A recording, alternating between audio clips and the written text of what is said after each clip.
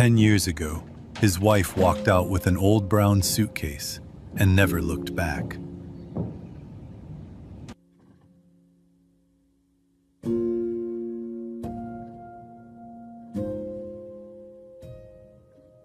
Until he opened the floorboard in the basement and found the same suitcase.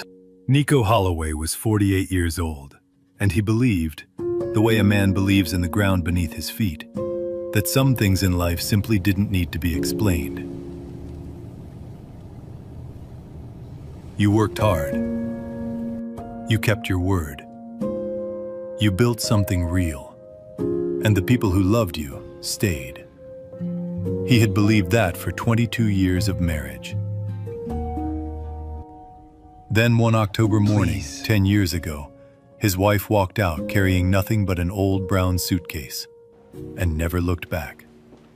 No fight, no goodbye, no explanation. Just the sound of that suitcase rolling across hardwood floors and the click of a deadbolt that still echoes in his chest when the night gets quiet enough. Here's what nobody knew. That suitcase wasn't empty. And what was inside it was about to change everything he thought he understood about love, sacrifice, and the 10 years he spent hating the wrong person. Before we get into the story, if you've ever loved someone completely and still felt abandoned when you needed them most, stay with me. Chicago, South Side, October 2025. The sky over Bronzeville that afternoon was the color of old pewter, the kind of flat, heavy gray that settles over the city in the weeks before the first real freeze. The leaves on the oak trees lining Cottage Grove had already gone the deep amber and rust of late autumn, and a few of them skipped across the sidewalk in the cold wind like they had somewhere important to be. Nico Holloway stood at the front of a 2-story wooden house on a quiet block he had known his entire life. His grandmother had cooked Sunday dinners in that kitchen. His grandfather had fixed the porch railing 3 times and left it slightly crooked all 3 times, which somehow made it feel more honest than if he'd gotten it right. The paint on the window frames was peeling now. The porch swing still hung at the same tired angle it had occupied since roughly the Eisenhower administration, and still creaked the exact same note when the wind pushed it. Nico had come to clear the house before the sale closed. His hand closed around the old key so tightly that the rusted teeth left their shape in his palm. 10 years ago, on this very day, Serena Holloway walked out of this door. He'd played it back 1,000 times in his mind. The way she moved quietly through the bedroom that morning. The way she folded a blouse with the same careful attention she gave everything. As if ordinary things deserved to be treated with dignity. He remembered standing in the hallway, watching her, confused, asking what she was doing. She didn't answer right away. She zipped the suitcase, that old brown leather suitcase her grandfather had carried all the way up from Mississippi in 1968, back when he came north looking for something better. And she lifted it like it weighed nothing, though he could see in her shoulders that it didn't. "You have to let me go, Nico," she said. Her voice was low and steady, not angry, not cold, just resolved. "Serena, what does that mean? Where are you going?" She looked at him then. One long look, the kind that carries 100 things that can't fit into words. "Don't look for me." And she walked out into the October drizzle, down the porch steps, down the front walk, and she was gone. He'd stood at that window for 40 minutes before he admitted to himself she wasn't coming back. For a long moment, Nico didn't go inside. He just stood on the porch, one hand on the doorframe, listening to the neighborhood settle into early evening. Someone a few houses down was frying something. The warm smell of it drifted past and reminded him, painfully, of Serena's kitchen on a Sunday. A child on a bicycle wobbled past on the sidewalk, bundled up in a puffy orange coat, looking determined and slightly terrified. The porch swing creaked behind him. He breathed in. He breathed out. 10 years, he said quietly, to no one. And it still hurts like yesterday. He stepped inside. The floor groaned under his weight. Dust, old wood, cedar from the closet under the stairs. And underneath all of it, the ghost of Serena's perfume. Or maybe just memory doing what memory does. The walls were bare. He had torn down every photograph himself in a rage he was still ashamed of. The nail holes were still there, small, dark punctures in the plaster where the record of their family used to hang. He ran a finger along one without meaning to. He made his way to the basement stairs. The sale closed in 3 weeks. Clear everything, the attorney had said. He told himself this was just a job to get done. He pushed open the door. Downstairs, in the cold and the dark, something had been waiting for him for 10 years. Stay with me, because what Nico finds in that basement is going to rearrange everything he thought he knew about the worst day of his life. To understand what that basement held, you have to go back. Not to the day Serena left, but to the year before that. To the year that cracked Nico Holloway open and poured everything out. In 2014, Nico was 38 years old and running the best season Holloway Community Builders had ever seen. The company he'd spent a decade building from 3 guys and a used truck into a legitimate force on Chicago's South Side. They built affordable homes, real homes, not the quick flip plywood and paint jobs that developers liked to dress up for the cameras and drop in communities where black families had been fighting for stability since before Nico was born. Holloway Community Builders put in insulation that actually insulated. Porches that could hold a family reunion without apologizing. They were known, respected, trusted. Reginald Caldwell came into the picture the way charming men always do, smoothly and with excellent timing.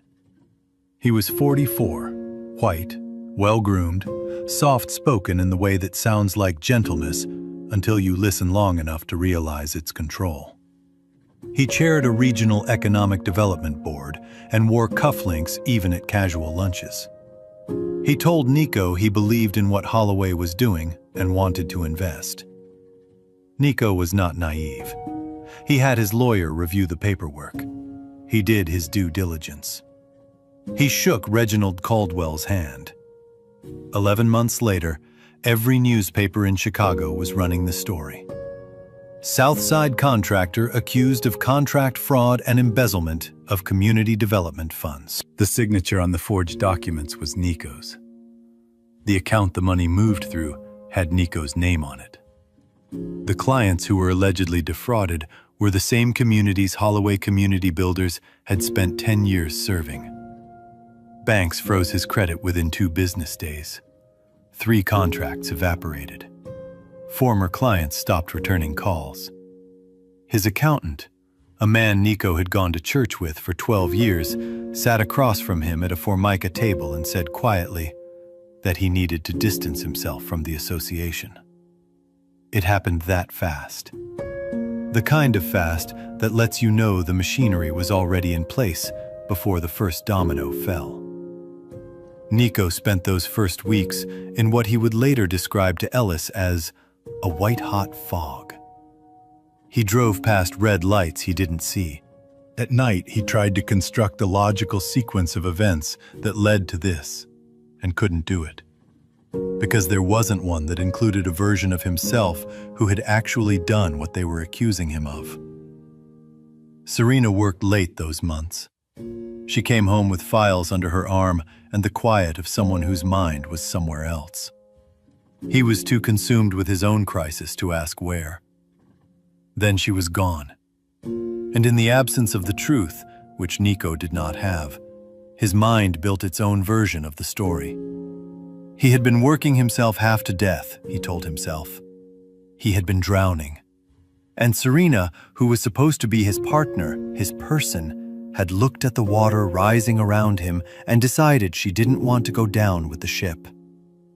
She had taken her grandfather's old suitcase and she had walked. Found something easier, probably. Someone who hadn't just had their name dragged through the Tribune. He didn't know if there was another man. He didn't look for one. The betrayal he decided on was cleaner in a way, and crueler. She had simply determined he was not worth staying for. He punched 2 holes in the living room wall the week she left. He is not proud of this. He patched them himself 6 months later, and you could still see the outlines if you knew where to look. Ali was 12. She came home from school one afternoon to find her father sitting at the kitchen table with his hands flat on the surface and his eyes somewhere very far away. And she asked, in the careful voice children use when they sense the ground isn't stable, "Daddy, where's Mama?" He told her Serena was gone, that she had chosen to leave, that they were going to be all right without her. He was half right at best. Ali was bullied at her middle school, not violently, but with the precise, surgical cruelty that 12-year-olds can manufacture when they've got a story to work with. The girl whose mother abandoned her, whose father was in the news. She came home more quiet every month. Nico told her to hold her head up, that black girls had to be strong, that the world would not soften itself for her, and she'd better not expect it to. He thought he was preparing her. He was actually teaching her to grieve alone. Ellis Holloway, Nico's older brother, 52 now and still running the barbershop on East 75th that their uncle had opened in 1979, watched all of this from close enough to worry about. Ellis was not a man who talked around things. He had a way of saying true things in the middle of a haircut that somehow made them easier to hear, the same way that church mothers could say something devastating and follow it immediately with passing the collard greens. About 8 months after Serena left, while Nico sat in the barber's chair staring at nothing, Ellis set down his clippers and said calmly, "Don't rush to judge your sister-in-law, Nico. Black families move in ways you don't always see. You don't know the full story yet." Nico looked at his brother's reflection in the mirror. She left. What else is there to know? Ellis picked the clippers back up. Didn't push. He was patient, Ellis. He had always been the patient one. Nico would not understand, until 10 years later, what kind of patience that actually required. The strange thing, the thing that Nico could not fully explain away, no matter how tightly he held on to his anger, was the money. He was close to losing the house in the spring of 2016. He'd done the math 3 different times, each time landing in the same place. He had an appointment with a bankruptcy attorney on a Tuesday morning. Monday evening, an anonymous deposit appeared in his business account. $14,000. No note, no sender information. Just a transfer through a community financial cooperative he'd never dealt with, from an account that, when he eventually had it traced, turned out to be a shell managed by a church organization in Milwaukee. He thought it was a mistake. He called the cooperative. They said it was intentional, donor anonymous, tagged for Holloway Community Builders. It happened again in 2018, again in 2020. 5 times over the course of 9 years, always when he was at the precise edge of a cliff he couldn't climb back from. Always just enough. Never flashy, never explained. He told himself it was community support, the South Side looking after its own. He thanked God for it, sincerely, at the Baptist church on Sunday mornings, sitting in the 4th pew from the front, where his family had sat for 3 generations. He never once let himself consider who it might be coming from. He was not ready for that truth yet. Now, standing at the top of the basement stairs in the old Bronzeville house, 10 years older and 1,000 pounds heavier, with things he thought he'd already processed, Nico pulled the cord on the single overhead bulb and started down. The basement was cold in the way old Chicago basements get in October. The kind of cold that comes up through the concrete, through your shoes, and settles in your knees. He worked methodically, the way he always worked. Old paint cans along the west wall. A box of Christmas ornaments he didn't recognize and couldn't throw away. A folded tarp. A stack of his grandfather's woodworking magazines from 1971. He was moving toward the back corner when he noticed it. A floorboard. Slightly different from the others. Not by much, but enough. The grain ran a half-inch off from its neighbors. The nail heads were newer. Nico crouched down slowly. He pressed the board. It shifted. He stood up, got a flathead screwdriver from the old tool shelf, and came back. Worked the plank up carefully. Beneath it was a shallow wooden compartment, maybe 8 inches deep. Clean, dry, lined with cedar to keep out moisture. And inside it was a suitcase. Brown leather, worn at the corners. A brass clasp that had been polished, recently, to a careful shine. His grandmother's. No, her grandfather's. The same suitcase. The one Serena had carried out the door 10 years ago in the October rain. Or one exactly like it. Nico's hands were not steady when he lifted it out. What's inside that suitcase is going to break Nico Holloway in the best and worst possible way. And once you hear it, you'll understand why some people love in silence long before they ever get the chance to explain themselves. Nico set the suitcase on the basement floor. His knees were already on the cold concrete. He couldn't remember kneeling down, but there he was. He stared at the brass clasp for a long moment. There was a part of him that did not want to open it. The part that had spent 10 years building a story that held together. Resentment is a strange kind of shelter, cold and low-ceilinged, but at least you know where the walls are. He opened the clasp. No clothes, no jewelry, no personal effects of any kind. Papers. Hundreds of pages of documents organized into labeled manila folders, still crisp despite 10 years in a cedar box. USB drives, 3 of them, each one labeled in Serena's neat, small handwriting. A stack of photographs, surveillance quality, printed on glossy paper, date-stamped.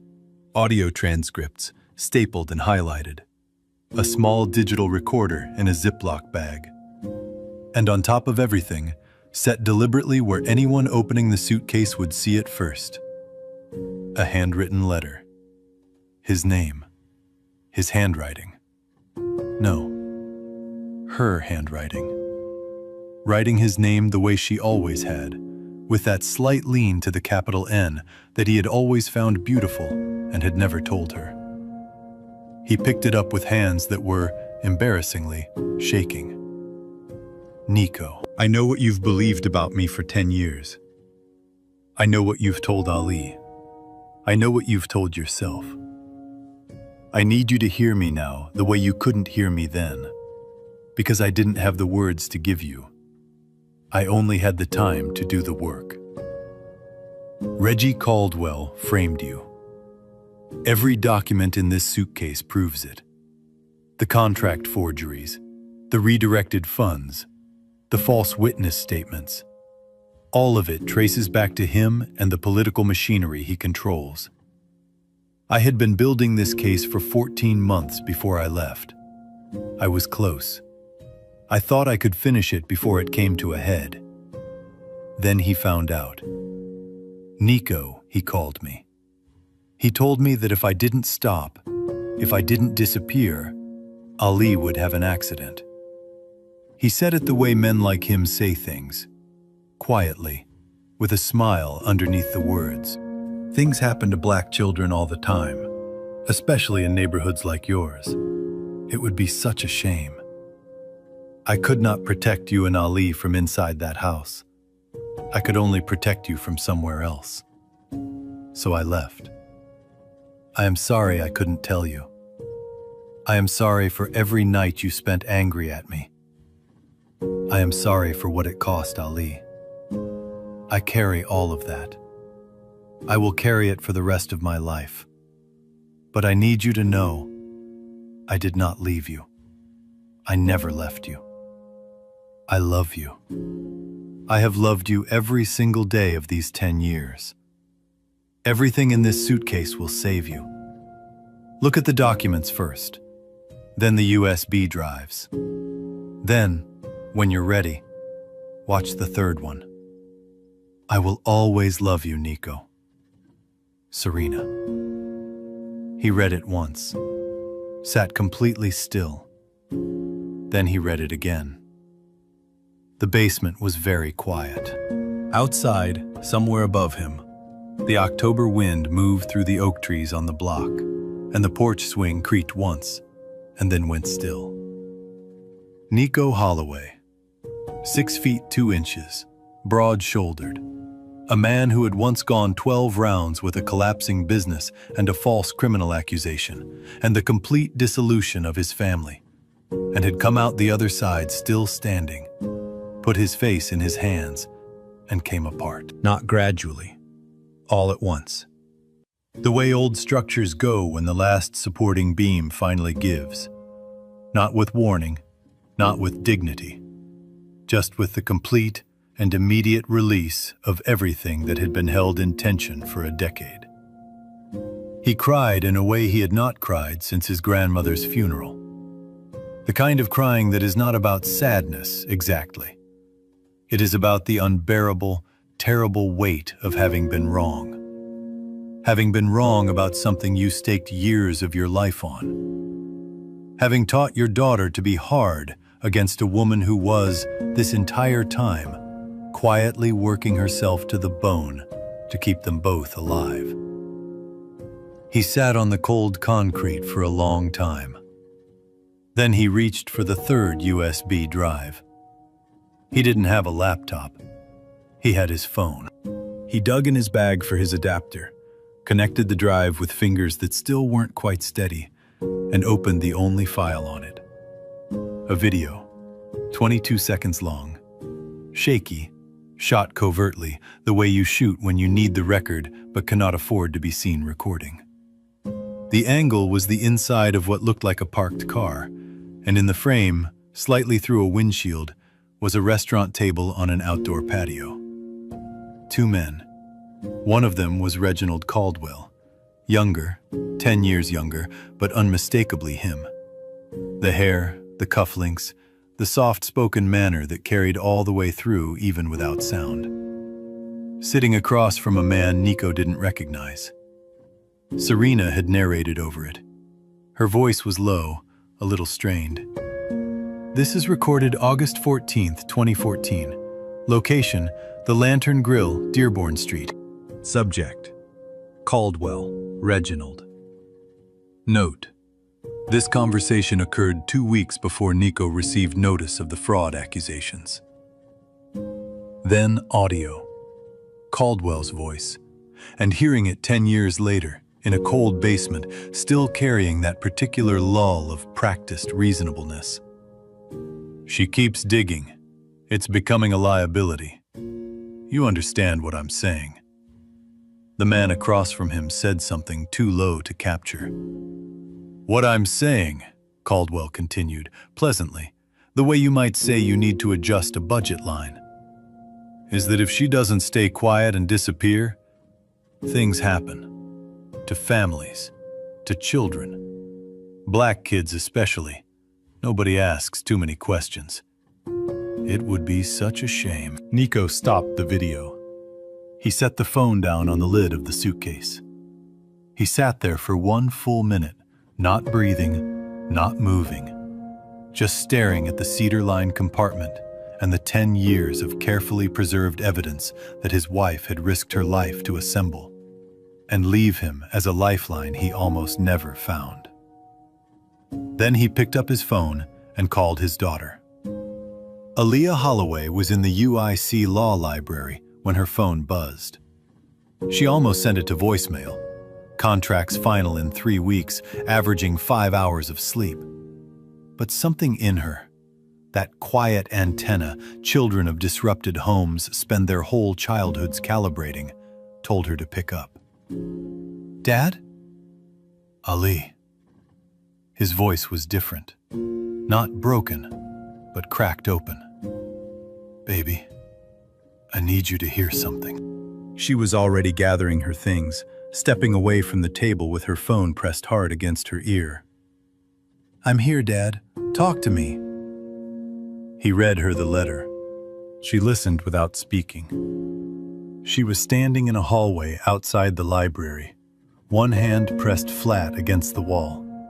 And by the third paragraph, she was crying without sound. The particular kind of crying you do when you don't want anyone passing by to see. Which meant she was hunching slightly into herself, shoulder to the wall, eyes shut. When he finished, there was a long silence that was not uncomfortable. It was full. "She didn't leave us," Ali said, finally. "No." His voice broke cleanly on the word. "She didn't." Dad, she was protecting us. This whole time." "I know." "All those years She stopped. "The things I said about her. The things I thought about her." "I know, baby. I put those things in you. That's on me." They both cried on the phone together, a father and his daughter, separated by 30 miles of city and a decade of wrong understanding. And it was one of the most honest conversations they had ever had.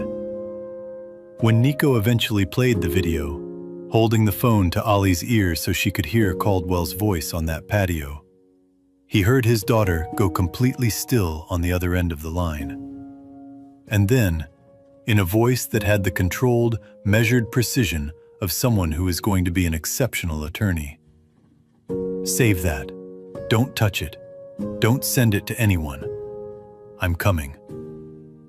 What Ollie finds when she gets to that basement, and what the rest of those documents reveal, is a level of sacrifice so quiet and so total that it will make you reconsider everything you think you know about the people who love you most. Ali drove to Bronzeville in 40 minutes.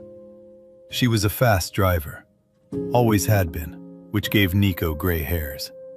And she arrived still in her law school clothes, laptop bag on her shoulder, eyes red but dry and focused.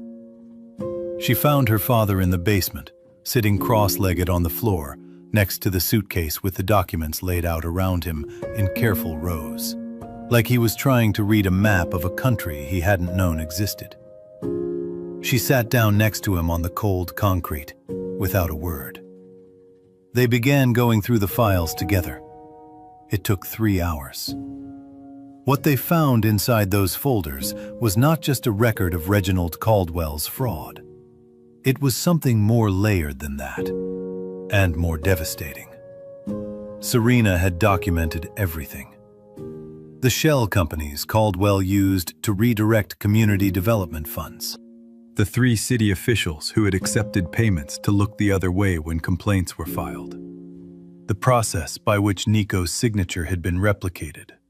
Caldwell had retained a professional document forger, and Serena had his name, his rate, and a photograph of the two of them meeting at a hotel bar on Michigan Avenue. She had audio recordings of phone calls. She had financial records subpoenaed through the community legal organization before she resigned. She had written in a separate notebook labeled only "For Nico," a precise chronological account of her 14-month investigation. Dates, sources, methods, findings, in the kind of organized, methodical detail that made Allie, who was 3 weeks from finishing law school, murmur quietly, "She was brilliant.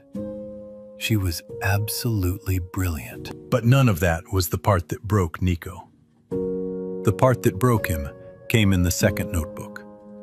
This one was personal. No dates on the cover, just Serena's handwriting on the first page. Milwaukee. What I did. What I chose. She had relocated 4 days after leaving Chicago. She had a contact in Milwaukee, a woman from the community organization who helped her establish a new identity, find a room to rent, and understand which questions to stop asking out loud. She cleaned office buildings at night, a 5-building commercial route starting at 10 p.m. and finishing around 4 a.m. During the day, she slept 4 hours, then worked as a freelance paralegal under her new name, taking cases for a small immigration law firm that paid modestly and asked few questions about her background. She sold her wedding ring in November 2015, her engagement ring in March 2016. The pearl earrings Nico had given her for their 12th anniversary. She had written, "I held them in my hand for a long time before I went into the shop. I wasn't sad about selling them. I was sad about why I had to." But Nico was about to lose the house. The rings are things. Nico and Ali are not things. Nico had to set the notebook down for a moment. There were records of every anonymous transfer, each one documented precisely: the amount, the date, the routing through the Milwaukee church cooperative that passed the funds along. She had kept it all. 14 transfers over 9 years, totaling slightly more than $90,000. Cleaning office buildings. 4 in the morning, alone, in a Wisconsin winter. Ali made a sound beside him that was not quite a word. There was one more section in the notebook, the hardest one. Serena had written it under the heading, Ali, what I couldn't fix. She had known that Nico would tell Ali she was gone. She had known, with the precision of a woman who loved her daughter completely and understood her husband's pain well enough to predict its edges, that he would tell Ali in the worst possible way. Not with cruelty, but with the particular damage of a wounded person trying to protect themselves by building walls where there should be windows. So she had done something that Nico had no knowledge of whatsoever. Ali had known, on some level, that something was different on Sunday nights. Every Sunday night, between the ages of 12 and 18, a voicemail appeared on her phone. Not a call, a voicemail, already recorded, always appearing sometime between 9 p.m. and midnight. The caller ID always read, "Unknown." She had not told her father about them. She was not sure in the early years why she kept them. Later, she understood that she kept them the way you keep anything that is one of the only things holding a part of you together. The voicemails were her mother's voice, not explaining, not telling the story Serena couldn't yet tell, just present, asking about school, mentioning a book she thought Allie might like, saying once, in the quiet voice of a woman who is choosing her words very carefully, "I know things don't make sense right now. They will. And when they do, I need you to know that not one single day has passed where I have not loved you with my whole heart. Not one day, baby girl. Not one." There were 6 years of those voicemails. 312 of them. Serena had recorded them herself, mimicking her own warmth, keeping them as ordinary and maternal as she could. Because she knew that what Allie needed was not drama or mystery. She needed the sound of her mother's voice saying ordinary things. She needed to hear that she was loved in the specific, domestic, daily way that children need to be loved. Allie, reading this, said nothing at all for a long time. She was sitting with the notebook in both hands, very still, the way she got when she was thinking something through that was going to change how she understood something important. Then she looked at her father. "I kept them," she said. "I still have them.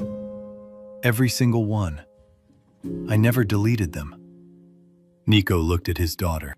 "She was there," Ollie said, and her voice was very quiet. "She was there the whole time, and I didn't know it." They drove to Ellis's barbershop at 6:45 in the evening, arriving just before he locked up. Ellis was sweeping the floor when the bell on the door jangled, and he looked up and saw his brother's face and the expression on it, and set the broom against the wall without a word. "How long did you know?" Nico asked. Ellis sat down in one of the barber chairs. He was quiet for a moment, the kind of quiet that is not evasion, but respect for the weight of what's being asked. "She came to me in 2015, Ellis said. 2 months after she left. She needed someone to move the money without it tracing back to her. She sat right there." He nodded at the waiting chairs. "And she was the calmest person I had ever seen in a situation that was anything but calm. She told me what Reggie had threatened, made me swear on Mama's name to keep quiet until she said otherwise." Nico said, "You watched me hate her for 10 years. "Yes, and I watched you survive for 10 years because of what she was doing." Ellis leaned forward. "I told you more than once, don't rush to judge her. You weren't ready to hear it. Wasn't my place to force it." "I said things about her, Ellis, bad things, to her own daughter." "I know, and she knew you would. She still chose to protect you." He let that settle. "The question now is what you do with it." Nico nodded slowly. He was not a man who arrived at things quickly. He turned them over, tested them, looked at them from multiple angles. But he was also not a man who, once he understood something, looked away from it. "Where is she?" he asked. Ellis reached into his apron pocket and set a folded piece of paper on the armrest between them. "Milwaukee," he said. "She never left Milwaukee. She's been there the whole time. I think," he paused, "I think she's been waiting."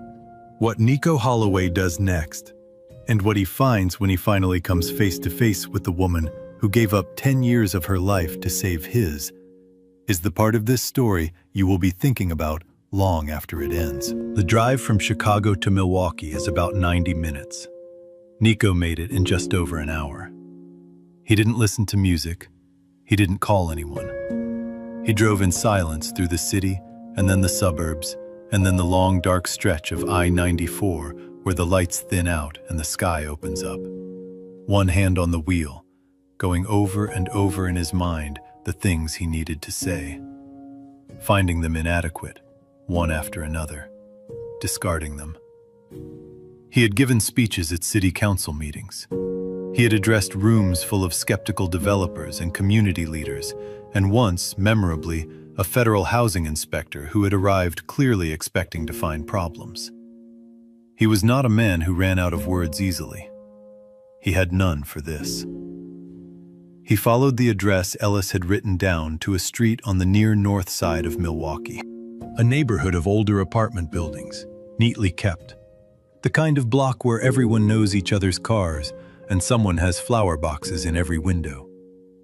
He parked, sat in the car for a moment. Then he got out, walked up to a second-floor door, and knocked. The door opened, and there she was. She was thinner, visibly so, in the way of someone who had worked their body hard for a very long time. Her hair, which she had always kept natural and full, had gone gray at the temples and in 2 wide streaks that framed her face. She was wearing a faded sweatshirt and reading glasses pushed up on her head, the way she used to wear them when she was working at the kitchen table. Her eyes were the same, sharp, warm, sorrowful, and utterly undefeated. She looked at him for one long moment. She did not look surprised. She looked relieved, Nico thought. The way a person looks when they have been carrying something at a very high altitude for a very long time, and they are finally allowed to set it down. "You found it," she said. "I found it." She stepped back from the door. He stepped inside. The apartment was small and spare, clean, organized. She had always been that way. A stack of files on the kitchen table, a legal pad with handwritten notes. On the counter, a coffee maker with a mug still steaming beside it. On the shelf above the window, a photograph he hadn't expected. Him and Ali. The summer Ali was 16, both of them laughing at something off camera. He didn't know how she had gotten it. He found, at this particular moment, that he didn't need to ask. They stood in the center of the small living room and looked at each other for a long time. The kind of long that holds an entire decade inside it. The apologies that exist in that kind of silence would take a year to say out loud, so they didn't say them yet. They would get there, but first, they just stood. Then Nico closed the 4 feet between them, and he put his arms around his wife, and she put her face against his chest, and they held on. No words. Not yet. Just the two of them, and 10 years, and a cold October night, and the particular grace of being able to tell someone, with your arms and not your mouth, that you are sorry, and you were wrong, and you never stopped, and you are here. Ali arrived 2 hours later. She had driven herself, and she had not told anyone she was coming. And when Serena opened the door and saw her daughter standing in the hallway, 22 years old, tall, her mother's eyes in her father's face, she pressed a hand over her mouth. Ali said, "I kept the voicemails." Serena nodded. She couldn't speak. All 312 of them. Serena made a sound that was not quite crying and not quite laughing. Ali stepped through the doorway, and mother and daughter held each other in the narrow hallway of a Milwaukee apartment, while Nico stood in the kitchen, pretending to look at something else, and not managing it particularly well. They talked until 3 in the morning. All 3 of them around the small kitchen table, the way the Holloway family used to talk. Back when Allie was still small, and the house on Bronzeville was full. And the worst thing on any given Tuesday was whether anyone remembered to pick up cornbread on the way home. They talked about the last 10 years, carefully, in the way you handle something that is precious and also cracked. They talked about what came next, because something very much needed to come next. The reason Serena's hands were still steady, but her eyes carried something watchful, was explained in the last folder inside the suitcase. The one she had dated 8 months prior. Reginald Caldwell was no longer just a corrupt investor. He was now a regional board chairman, newly appointed, with oversight authority over a set of economic development committees that touched nearly every Black-owned business development initiative on Chicago's South Side. He had spent the decade that Nico spent rebuilding, quietly consolidating. He was pushing legislation that would restructure zoning regulations in ways that would, effectively, make it nearly impossible for community-focused builders like Holloway Community Builders to compete for contracts. He had not stopped. He had simply moved to a higher floor. And Serena had been watching. She had continued gathering evidence, newer evidence, more recent, connecting his current activities to the same network of shell financing and political favoritism. She had been anonymously leaking pieces of it to journalists, to advocacy organizations, to anyone who might use it. She was careful. She was strategic. But 3 months ago, the anonymous messages had started. They came to her burner phone. No source, no signature. Just short, direct, and unmistakable in their intent. Stop, or we finish what we started in 2014. Then, 2 weeks after that, your daughter is very busy at UIC. Law school suits her. Serena had not panicked. She did not panic easily, but she had made a decision. She had left the QR code in the suitcase, pointed him here, and waited. She was not going to fight this next round alone. "How much new evidence do you have?" Ali asked. She had the legal pad in front of her, and she was already writing. "Enough," Serena said. "I've been building it for 8 months." Ali looked at her father. Nico looked at his wife. Something passed between all three of them. Not a word, not a gesture. Just the quiet, aligned click of a family that has found each other again and remembered what they are capable of when they stand together. "Then we finish it," Nico said. When the Holloway family walks into that public board meeting together, with 10 years of evidence, a law student, and nothing left to lose, what happens next is the quiet justice this story has been building toward from the very first page. The Community Economic Development Board meeting on the second Thursday of January 2026 was supposed to be routine. Quarterly review of zoning proposals, standard agenda. A room half filled with developers, city liaisons, and a handful of community advocates who showed up to every meeting because they understood that the rooms that look like nothing is happening are often the rooms where everything is decided. Reginald Caldwell sat at the chairman's table in a dark suit, his cufflinks catching the fluorescent light, working through his agenda with the pleasant efficiency of a man who had never believed that the past could catch up to someone as careful as he had been. He was on item 7 when Nico Holloway walked through the back doors. Ali came in right behind him, laptop bag on her shoulder, a USB drive already in her hand. Serena was last. She wore a simple gray blazer and her hair loose around her shoulders. The first time in 10 years she had walked into a room without thinking about who might recognize her. Caldwell looked up when they entered. He did not visibly react. He was very good at not visibly reacting. But the hand on his water glass went still. Nico walked to the public comment microphone at the front of the room and said quietly to the chair, "I'd like to request 3 minutes under public comment, please." The chair, who did not know what was coming, nodded. Nico placed a 2-page summary document on the podium. He looked up at the room, at Caldwell, at the community members and advocates and city liaisons who were now paying attention because something in his stillness commanded it. "My name is Nico Holloway." He locked eyes with Reginald Caldwell across the room. 11 years ago, this man falsely accused me of fraud. He destroyed my business, drained my savings, and stole a decade of my family's life. His voice cut through the silence like a blade. "Tonight, I bring the truth." He slammed the USB drive onto the podium. Forensic records, recorded statements, verified evidence, all proving Reginald Caldwell orchestrated the fraud, rebuilt his corrupt network, and is now using this board to push laws that enrich himself while crushing Black-owned communities. He leaned forward, voice thundering. "I am not here to debate.